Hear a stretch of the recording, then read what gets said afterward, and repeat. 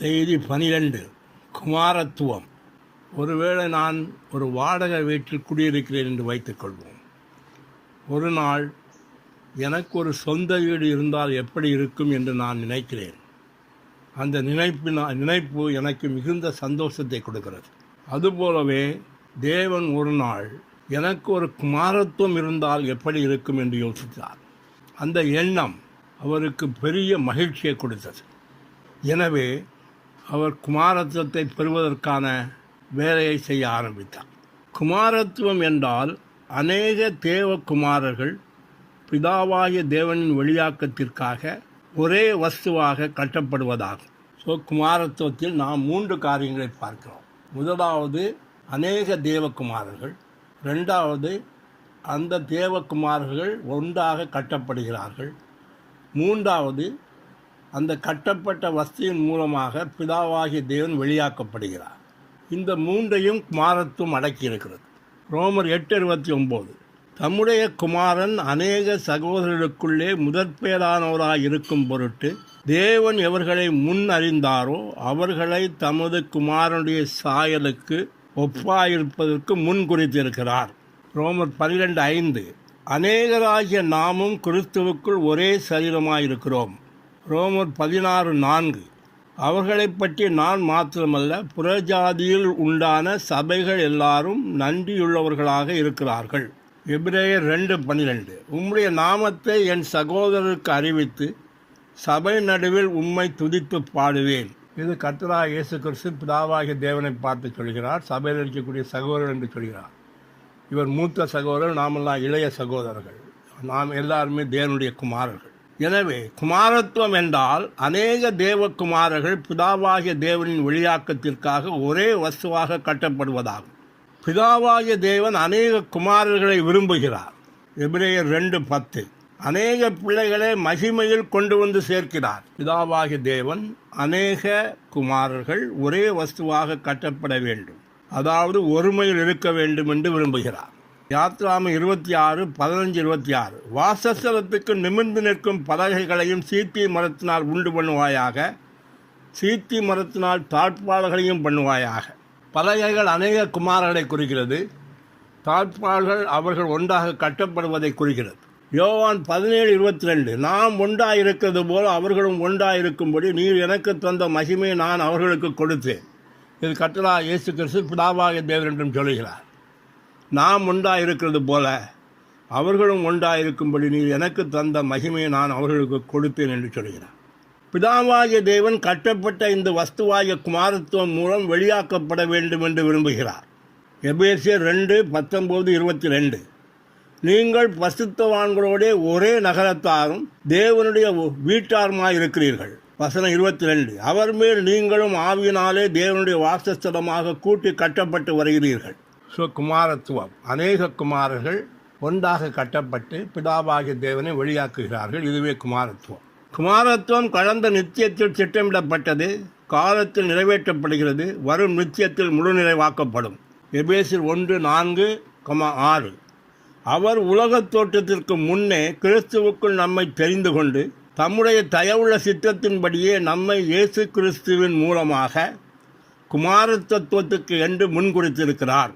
ரோமர் 8:15, அப்பா பிதாவே என்று கூப்பிடப்படுகிற குமாரத்துவத்தின் ஆவியை பெற்றீர்கள். வெளிப்படுத்தல் 21:7, நான் அவன் தேவனாயிருப்பேன், அவன் என் குமாரனாயிருப்பான். எபேசியர் 1:4-6, உலகத் தோற்றத்துக்கு முன்பே குமாரத்துவத்துக்கு என்று நாம் முன்குறிக்கப்பட்டிருக்கிறோம். ரோமர் 8:15, காலத்தில் அந்த குமாரத்துவம் நிறைவேற்றப்படுகிறது. வெளிப்படுத்தல் 21:7, புதிய எருசலேமில் குமாரத்துவம் முழு நிறைவாக்கப்படுகிறது. கடந்த நித்தியத்தில் தேவன் நம்மை தெரிந்து கொண்டு குமாரத்துவத்துக்கென்று முன்குறித்து விட்டார். எபேசியர் 1:4-6, அவர் உலகத் தோற்றத்திற்கு முன்னே கிறிஸ்துவுக்குள் நம்மை தெரிந்து கொண்டு தம்முடைய தயவுள்ள சித்தத்தின்படியே நம்மை இயேசு கிறிஸ்துவின் மூலமாக குமாரத்துவத்துக்கென்று முன்குறித்திருக்கிறார். ரோமர் 8:29, தம்முடைய குமாரன் அநேக சகோதரர்களுக்குள்ளே முதற்பேரானவராய் இருக்கும் பொருட்டு தேவன் எவர்களை முன்னறிந்தாரோ அவர்களை தம்முடைய குமாரனுடைய சாயலுக்கு ஒப்பாயிருக்கும்படி முன்குறித்திருக்கிறார். உலகத் தோற்றத்திற்கு முன்பே நாம் குமாரத்துவத்துக்கென்று முன்குறிக்கப்பட்டோம். காலத்தில் குமாரத்துவம் நிறைவேற்றப்படுகிறது. கலாத்தியர் 4:4-5. நாம் குமாரத்துவத்தை அடையும்படி நியாயப்பிரமாணத்துக்கு கீழ்ப்பட்டவர்களை மீட்டுக்கொள்ளத்தக்கதாக காலம் நிறைவேறின போது ஸ்ரீனிடத்தில் பிறந்தவரும் நியாயப்பிரமாணத்துக்கு கீழானவருமாகிய தம்முடைய குமாரனை தேவன் அனுப்பினார். தம்முடைய குமாரனை தேவன் அனுப்புகிறார். எதற்காக என்று சொன்னால், நியாயப்பிரமாணத்தின் கீழ் இருந்த நம்மை மீட்டு கொண்டு குமாரத்துவத்தை கண்டு நம்மை குமாரத்துவத்துக்குள் கொண்டு வருவதற்காக, அல்லது நாம் குமாரத்துவத்தை அடையும்படியாக, குமாரத்துவத்தை நாம் அடையும்படியாக தேவன் தம்முடைய குமாரனை அனுப்பினார்.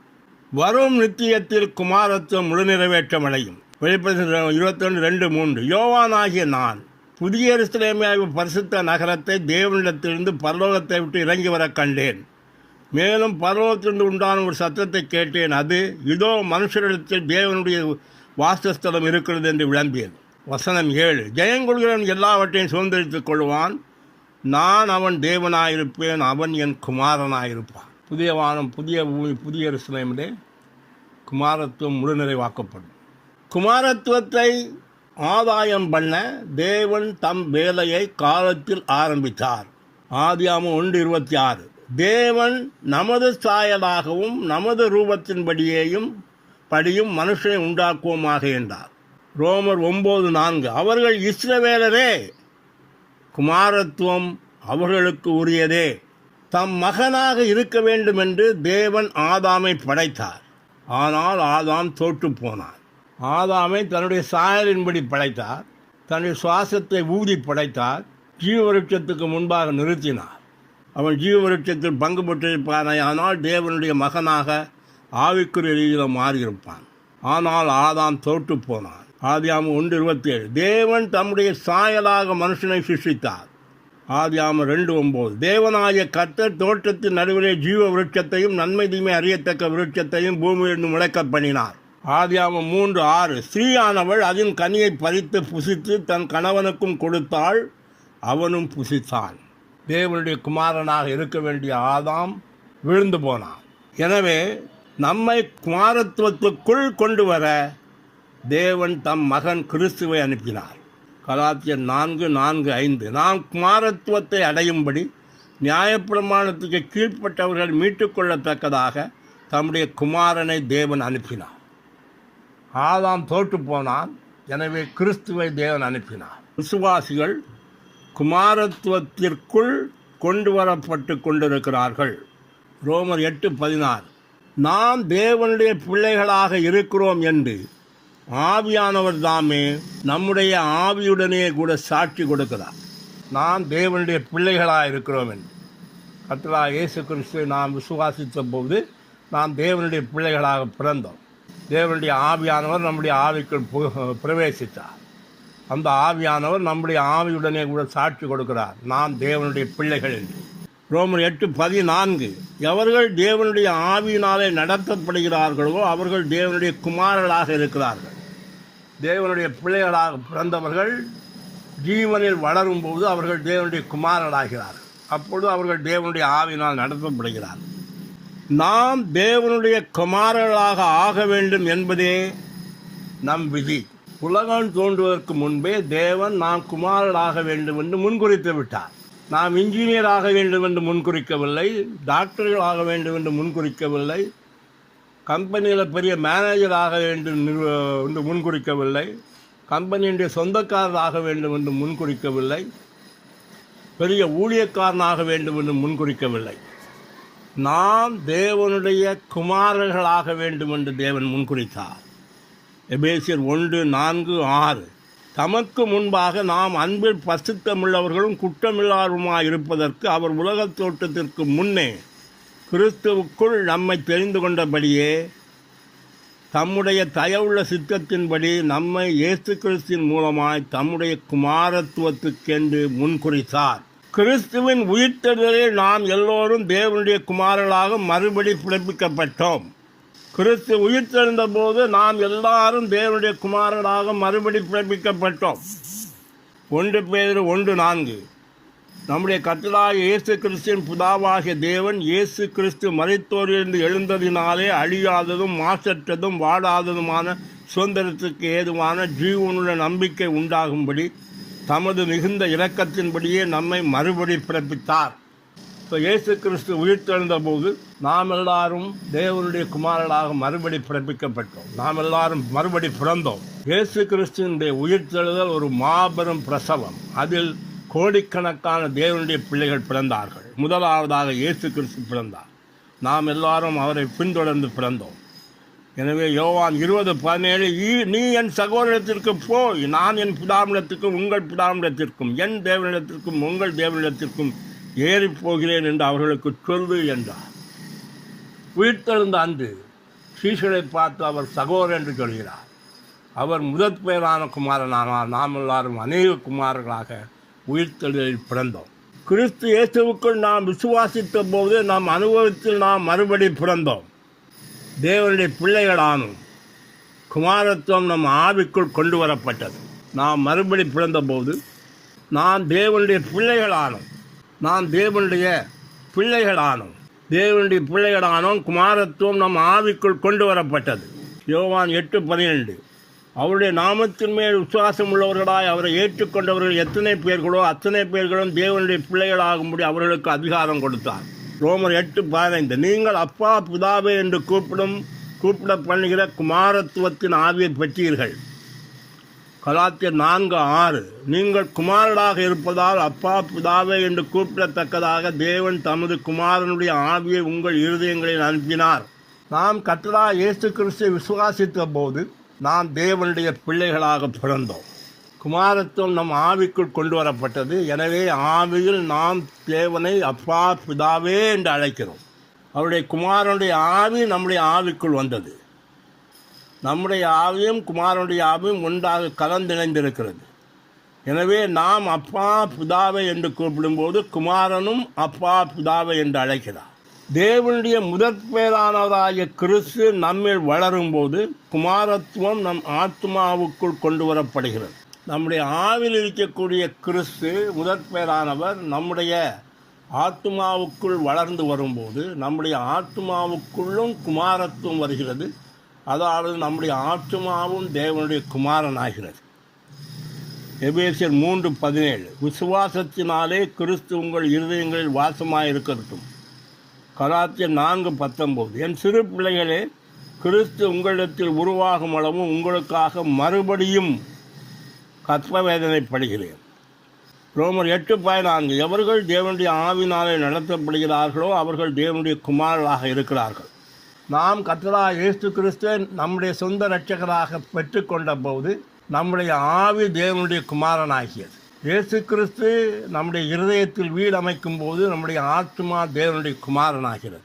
நம் சரீரம் மீட்கப்பட்டு உருமாற்றப்படும் போது குமாரத்துவம் நம் சரீரத்திற்குள் கொண்டு வரப்படுகிறது. ரோமர் 8:23 நாமும் கூட நம்முடைய சரீர மீட்பாகிய குமாரத்துவம் வருகிறதற்கு காத்திருந்து நமக்குள்ளே தவிக்கிறோம். பிலிப்பியர் 3:21 கிறிஸ்து நம்முடைய அற்பமான சரீரத்தை தம்முடைய மகிமையான சரீரத்திற்கு ஒப்பாக மறுரூபப்படுத்துவார். ஸோ நம்முடைய சரீரம் மீட்கப்பட்டு உருமாற்றம் அடையும் போது நம்முடைய சரீரமும் தேவனுடைய குமாரராகிறது.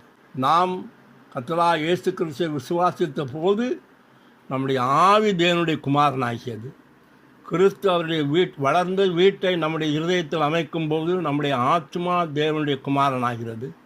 சரீரம் மீட்கப்பட்டு உருமாற்றப்படும் போது நம்முடைய சரீரமும் தேவனுடைய குமாரனாகிறது. நாம் ஆவி ஆத்மா சரீரம் முழுவதிலும் தேவனுடைய குமாரராகிறோம். நம்மை தேவனுடைய குமாரராக்குவது தேவனுடைய பொறுப்பு. ஆனால் அவருக்கு நாம் ஒத்துழைப்பு தேவை.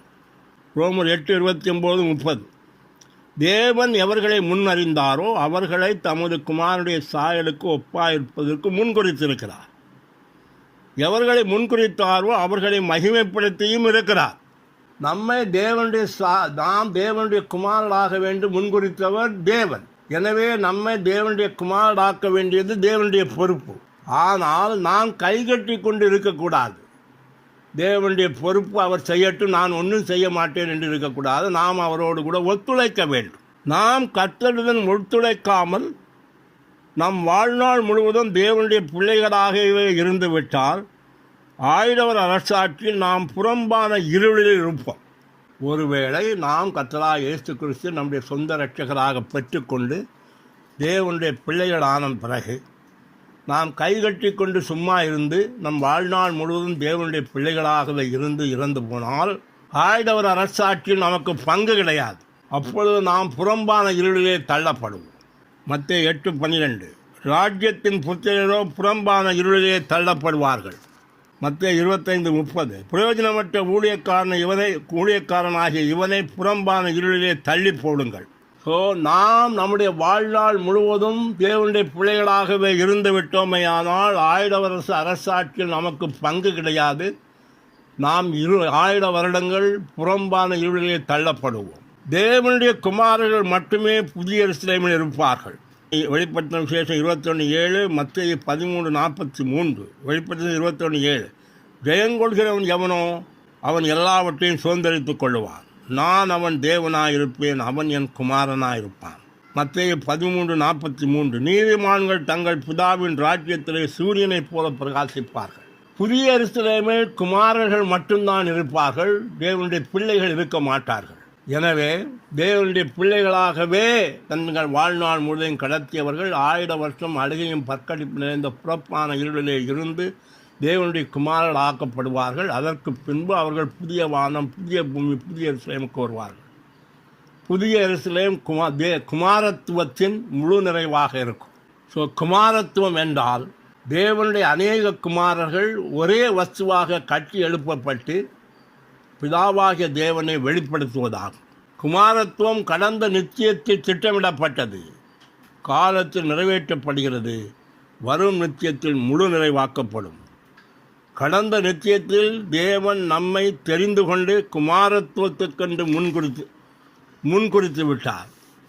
காலத்தில் குமாரத்துவம் நிறைவேற்றப்படுகிறது, வரும் நித்தியத்தில் குமாரத்துவம் முழு நிறைவேற்றம் அடையும். குமாரத்துவத்தை ஆதாயம் பண்ண தேவன் தம் வேலையை காலத்தில் ஆரம்பித்தார். குமாரனாக இருக்க வேண்டும் என்று தேவன் ஆதாமை படைத்தார். ஆனால் ஆதாம் தோற்று போனார். எனவே நம்மை குமாரத்துவத்துக்குள் கொண்டு வர தேவன் தம் குமாரனாகிய கிறிஸ்துவை அனுப்பினார். விசுவாசிகள் குமாரத்துவத்துக்குள் கொண்டு வரப்பட்டு கொண்டிருக்கிறார்கள். நாம் தேவனுடைய குமாரராக ஆக வேண்டும் என்பதே நம் விதி. கிறிஸ்துவின் உயிர்த்தெழுதலில் நாம் எல்லாரும் தேவனுடைய குமாரர்களாக மறுபடி பிறப்பிக்கப்பட்டோம். கிறிஸ்து இயேசுவுக்குள் நாம் விசுவாசித்த போது நம் அனுபவத்தில் நாம் மறுபடி பிறந்தோம். நாம் தேவனுடைய பிள்ளைகளானோம்.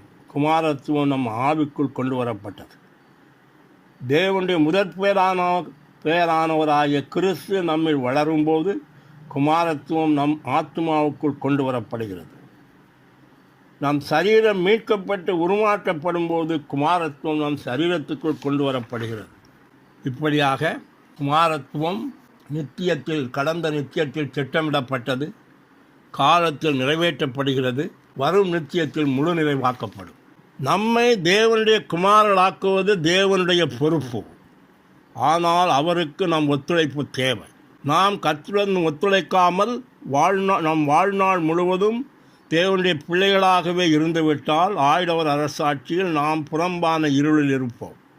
தேவனுடைய குமாரர்கள் மட்டுமே புதிய எருசலேமில் இருப்பார்கள். இது நமக்கு ஒரு எச்சரிக்கையாக இருக்க வேண்டும்.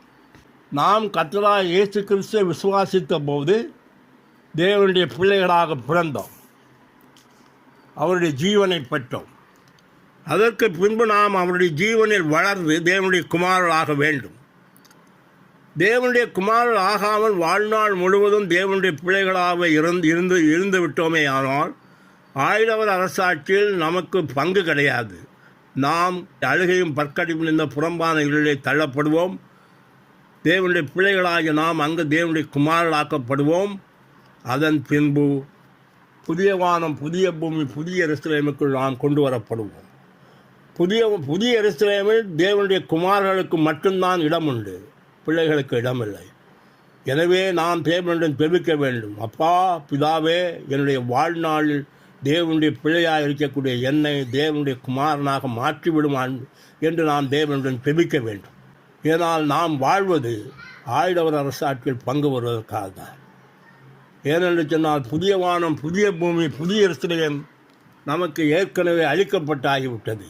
ஆனால் நாம் வாழ்வது 1000 அரசாட்சியில் உள்ள புதிய எருசலேமுக்காக.